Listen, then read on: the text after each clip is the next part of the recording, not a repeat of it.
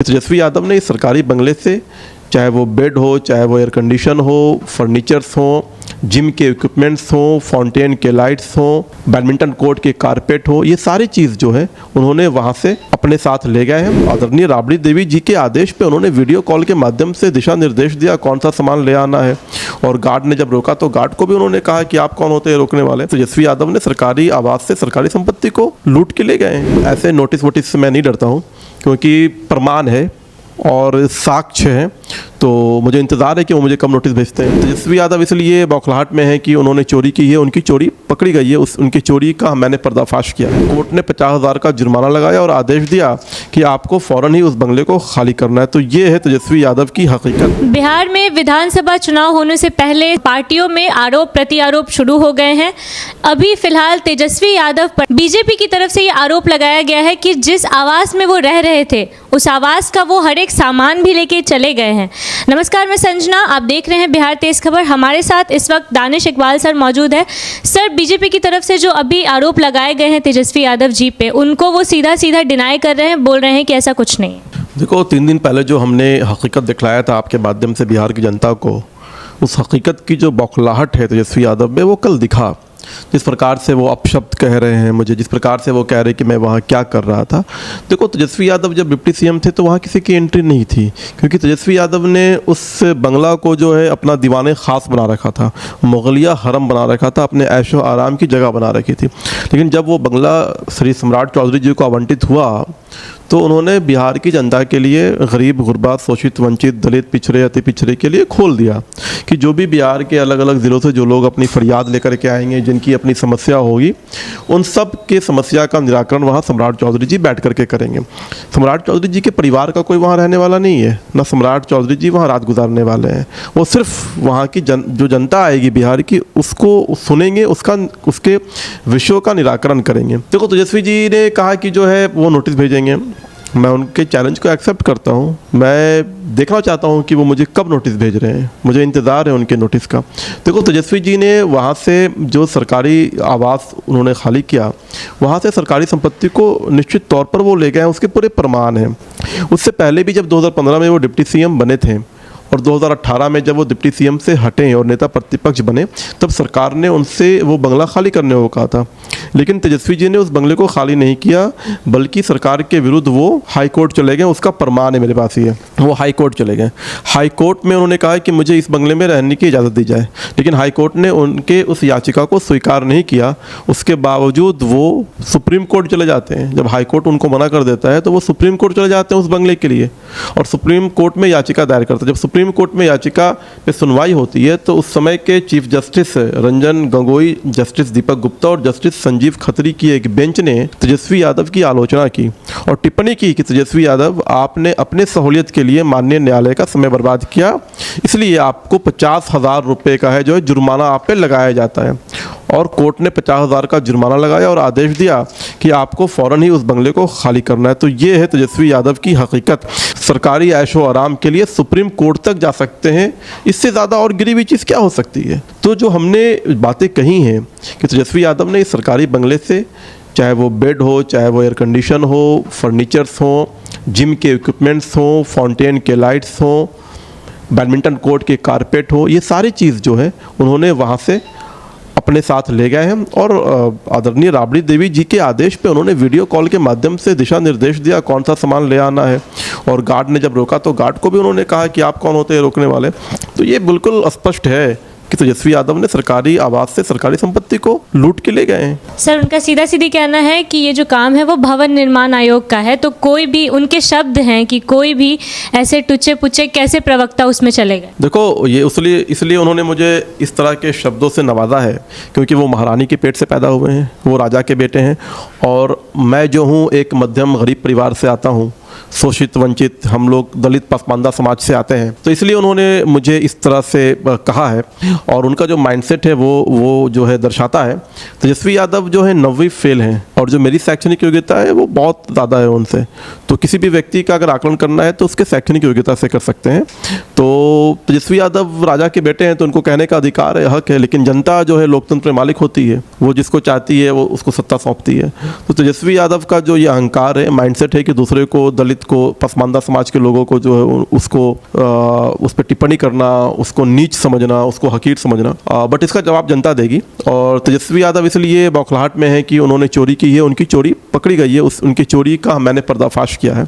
और ये जो माननीय न्यायालय की टिप्पणी 2018 की है वो भी मैंने सामने जनता के सामने रखा है कि देखिए ये वही हैं जिन्होंने 2018 में उस बंगले से इतना उनको अपार प्यार था, मोहब्बत था, उस ऐशो आराम भरी ज़िंदगी से कि वो छोड़ना नहीं चाहते थे, सुप्रीम कोर्ट तक गए थे।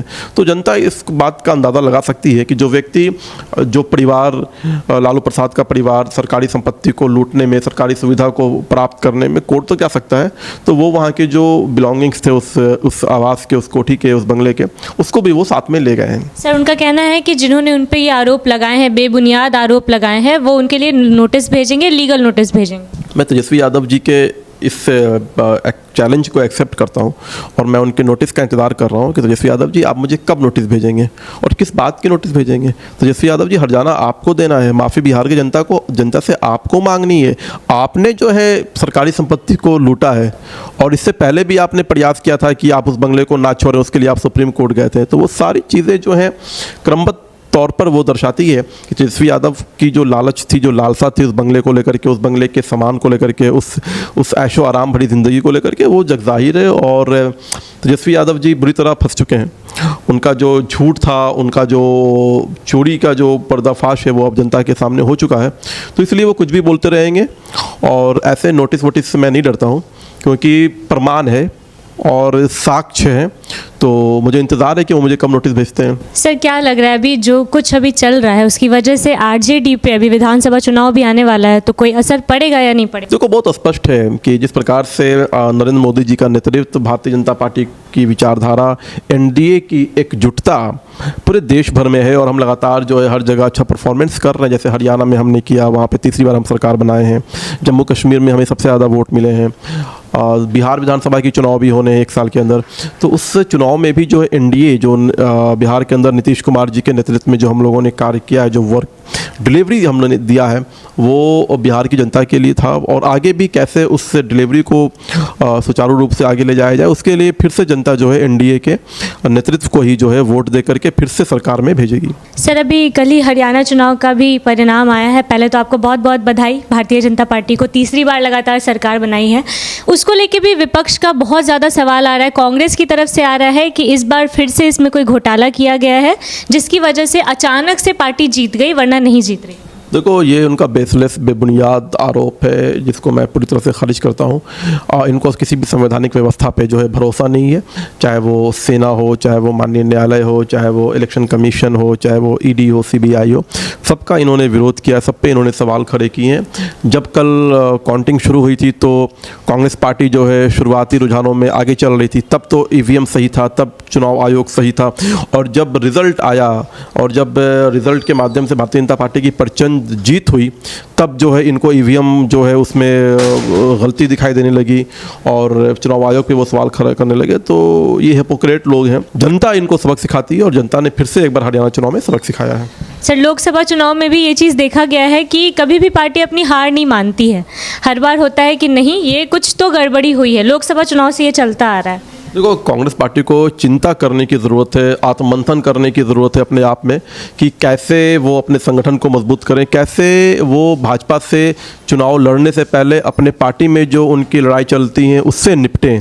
तो बहुत स्पष्ट है कि पहले उनको अपने संगठन के अंदर अपने लोगों से निपटना होगा, जो उनके बीच में जो कॉन्फ्लिक्ट है और जो उनके संगठन की जो कमियां हैं, उनका जो नेतृत्व है उसमें खामियां हैं, इसलिए जनता उनको नकारती है। तो मतलब ये उनकी ही गलती की वजह से होता है।